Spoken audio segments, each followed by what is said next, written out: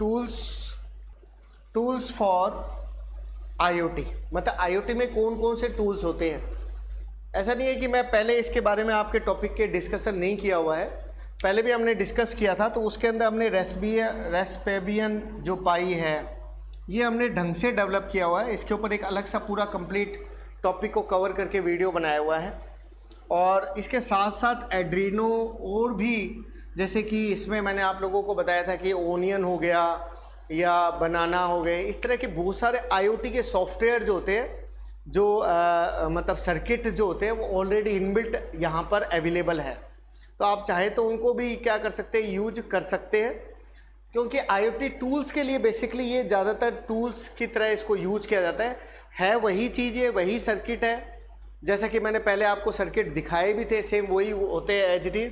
तो एक tassel tool है, इसमें भी वही सेंसर लगा हुआ रहता है, कैमरा लगा होता है, एक्सीलोमीटर होता है। एक्सीलोमीटर के बारे में आप लिख लेना कि भाई जो स्पीड को कंट्रोल कर सकता है, स्पीड से रिलेटेड वर्क कर सकता है। और इसके अंदर कोडिंग जो है Node.js के अंदर होती है। रास्पबेरी पाई के टाइम भी मैंने आपको बताया था कि कोडिंग की जो जगह जो होती है वहाँ पे आप Node.js की कोडिंग भी लिख सकते हैं। कोडिंग के कंसेप्ट भी आपको बताए हुए। इक्लिप्सिस आईओटी, इक्लिप्सिस जो अपने जावा कोडिंग के लिए जो हम लोग यूज़ करते हैं, उसका खुद का भी आईओटी का एक प्लेटफॉर्म है जहाँ पे आप आईओटी डिवाइसेस से रिलेटेड कोडिंग लिख सकते हैं। बस फ़र्क कितना सा आ जाता है कि हमने जो पहले जो टॉपिक जो पढ़ा था वहाँ पे हम लोग केवल डिवाइसेस की बात कर रहे थे, जैसे एड्रीनो हो गया, रेस्पेबियन पाई हो गया। इसके अंदर खुद के अंदर भी हम लोग सीधे कोडिंग लिख सकते हैं, लेकिन कुछ प्लेटफॉर्म भी आते हैं जहाँ पे हम आईओटी से रिलेटेड कोडिंग लिख सकते हैं, जिनको हम लोग उपयोग ले सकते हैं। जैसे कि एक छोटा सा एग्जांपल, जैसे W3 स्कूल के अंदर आप स्टार्ट करोगे और उसमें रेस्पेबियन पाई लिख के Node.js की कोडिंग अगर आप देखें तो बेसिक से जो इफ एल्स की कोडिंग होती है वो उसमें दी हुई होती है। कोई ज़्यादा टफ नहीं होता कि लाइट ऑन है ये ऑफ हो जाए या ऑफ थी ऑन हो जाए, या पंखे से रिलेटेड कुछ भी चीज़ सर्किट से रिलेटेड सर्किट कैसे बनाया जाता है। लेकिन अब उसकी कोडिंग के लिए कोई जगह चाहिए तो इक्लिप्सिस खुद एक ऐसा प्लेटफॉर्म आपको प्रोवाइड करवाता है जहाँ पे आप ये कोडिंग लिख सकते हैं। इसलिए मैंने इसको आईओटी टूल्स करके इसके अंदर वही चीज़ें शामिल करने की कोशिश करी है जो एज ए एडिटर की तरह काम करेगी, कोडिंग लिखने में आपको मदद करेगी।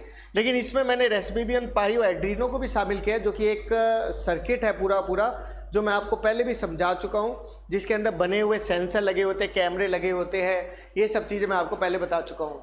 और प्लेटफॉर्म 0 हो गया, एड्रीनो के बारे में डिस्कस नहीं कर रहा हूँ मैं, वही सेम आईओटी का हार्डवेयर सॉफ्टवेयर ओपन सोर्स होता है, ये भी आईओटी एप्लीकेशन डेवलपमेंट में मदद करता है।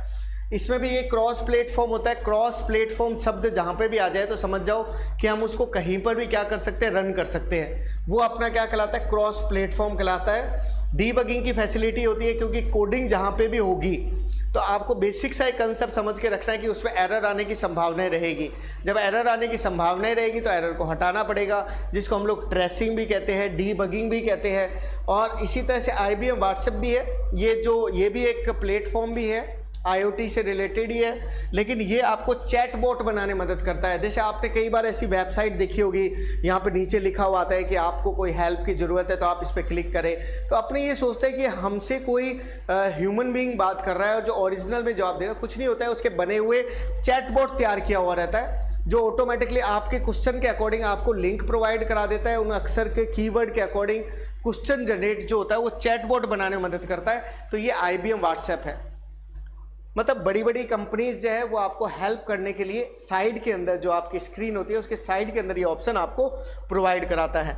ओपन स्काडा सिक्योरिटी और फ्लेक्सिबिलिटी, एक बेसिक सी बात बताइए कि सिक्योरिटी प्रोवाइड कराता है। लगभग सभी के अंदर सिक्योरिटी भी होती है, फ्लेक्सिबिलिटी भी होता है, इजी गोइंग भी होता है, बढ़िया भी होता है, आराम से समझ भी आ जाता है। तो कुछ बेसिक सी बात बतानी थी तो इसमें बता दिया। ओपन स्काडा भी एक प्लेटफॉर्म है, आपको तो नाम याद रखना है। नोड रैड भी है, विजुअल टूल है। विजुअल टूल का जहाँ पे भी अपने विजुअल टूल का या फ्रेमवर्क का बात करते हैं तो बात समझ जाया करो कि कंपोनेंट सीधे अवेलेबल है, आप सीधे उठा के उसको यूज कर सकते हैं। सर्वर साइड की फैसिलिटी है। अगर आप मान लो वेबसाइट रिलेटेड कोई आईओटी टेक्नोलॉजी जनरेट कर रहे हो तो ये सर्वर साइड भी आपको फैसिलिटी प्रोवाइड कराते हैं। जहाँ विजुअल टूल होगा, जहाँ GUI होगा, वहाँ मान के चलो कि ग्राफिक्स ईजिली आपको समझ में आ जाएंगे। काइनो क्रिएट हो गया, इसमें टेम्परेचर को चेक करना, लाइट को, मूवमेंट, मतलब कोई डिवाइसेस है। और आईओटी की अगर बात चल रही है तो शुरू से ही पहले वीडियो से ये बेसिक सी बात आपको बताई जा रही है कि ये है क्या चीज़।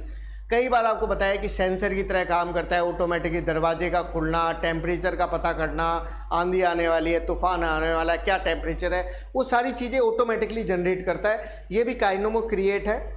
और इसी तरह से डिवाइस हाइव है, ये भी एक ओपन सोर्स है, मैंने कई बार आपको बता दिया है। फ्रेमवर्क प्रोवाइड कराता है, मतलब GUI फैसिलिटी है, कंपोनेंट सीधे उठा के रखकर आप सीधे उससे रिलेटेड कोडिंग कर सकते हैं। तो ये तो हो गए आपके सारे के सारे क्या हो गए, IoT टूल्स हो गए जिनको आप कोडिंग में यूज